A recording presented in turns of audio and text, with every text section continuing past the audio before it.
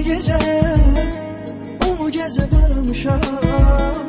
Kapı kapı küçe küçe düşünürəm içe içe. Onu salıb ürəyimə, ürəyimi sıxanaya.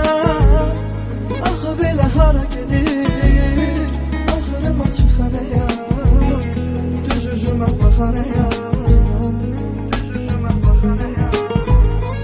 Gizlincə aranı vurub, bizi ayırıb, məni bir yana çəkib atıb o birini bir tərəfə.